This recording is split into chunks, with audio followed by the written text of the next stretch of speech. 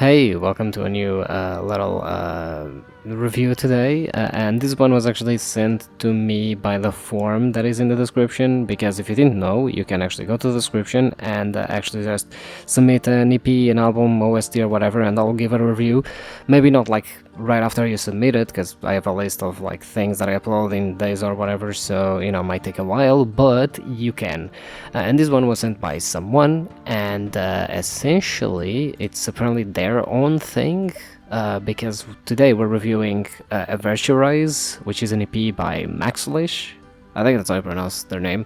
Anyway, so this is a EDM album, and it's an album that it feels very inspired by a lot of the 90s, I guess, EDM scene, especially like, I think, probably like Aphex Twin's fan, or Aphex Twin fan, I always say twins, I don't know why, but Aphex Twin fan, and yeah, eventually, basically there's 6 songs, it seems to be just a nice little EP, and I couldn't quite like pinpoint the genre, especially because I guess depending on, like, for example, the last song is way more atmospheric, it's just atmospheric sounds pretty much, that's it, right? While other songs draw a little bit more inspiration from, drum and bass, or even IDM, or IDNB, I guess.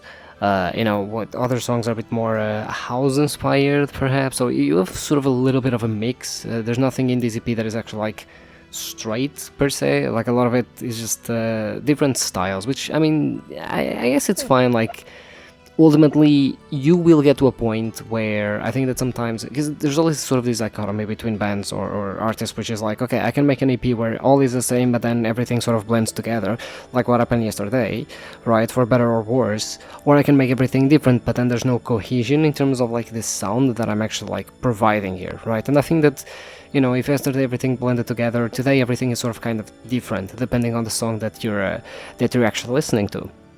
Right, I will say actually, and to begin off my, I guess, overall review, especially the beginning 2 to 3 songs do have a little bit of a problem with the higher pitch parts being actually louder in the mix than the bassier parts, which makes actually the bass parts hard to sort of listen to, especially in the second song. I noticed that a lot. I really wanted to listen to the bass that was going on, and I barely could listen to it, because again, the higher pitch, the synth parts type thing are way too loud in my opinion. I mean, not way too loud, but it's not as bad as I'm making it seem, but there's definitely like a little bit of a scuffiness there. However, outside of that, honestly, the production's pretty tight, all things considered. For someone that seems to have just sort of made these on their own and whatnot, the production seems pretty tight. The sounds actually do sound pretty good, and they don't actually assault my ears, which is always something that I actually appreciate, because that happens sometimes where certain parts of certain songs of certain artists or bands completely assault my ears. They just like, it's not even necessarily related to volume, they're just way too loud in the mix and they actually like bother me. So when that doesn't happen, usually it's a sign of a good mix. So yeah, that's very nice. As for the sound, as I was saying, I was trying to like pinpoint specifically what the EP was sort of about, and a lot of the songs seem to be inspired by like 90s EDM, and something else that I noticed is sort of like a dark wave, but definitely more like new wave inspired more than anything. There's a lot of like 90s style electronic sounds, which I was listening, actually, I think it was the third song, if I let me actually try and get the name of the third song. Midnight Taxi, I think. Was it Midnight Taxi or Violet Dragon? I don't actually remember. Either way, yeah, they all have like interesting names, I guess. But it was one of them, and it was reminding me of like a lot of the like Soviet sounds. Like there's a lot of, especially video games as well, that draw a lot of inspiration from that, where you sort of have these Eastern European video games where the soundtrack is very like 90s electronic sounds inspired, right? And definitely at point it did sound like that. So you have sort of these kind of like, not cheap tune, but it's sort of like this new wave that kind of like sounds like chip tune in a way, right? It's very like weird in a good sense, right? It's like very, very interesting, right? I will say, however, a lot of the tracks kind of lacked that, I guess, narrative direction.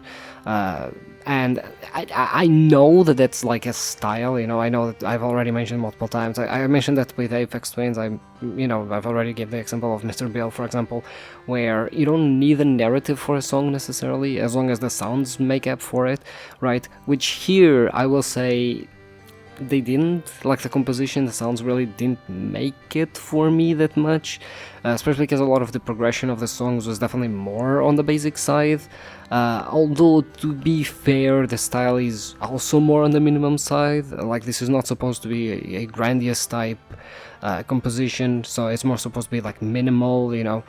So I guess I understand that, but at the same time I do feel like, I don't know, like, I never really felt bored, and that's a good thing, but I also never really like felt super engaged. So to me it was like, yeah, it's fine, you know.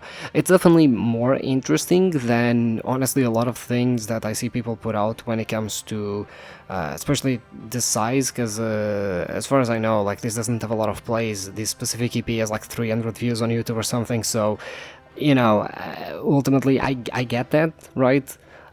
So it's definitely better, but at the same time you can definitely kind of feel that this is not necessarily like the first work, but definitely like one of the first few works that someone's putting out. With that being said, I mean, it's honestly, it like, what's the word I'm looking for? There's a lot of potential here, right? Like, I feel that there's a lot of potential. Something that I actually found very interesting, because I was, again, hearing this on YouTube.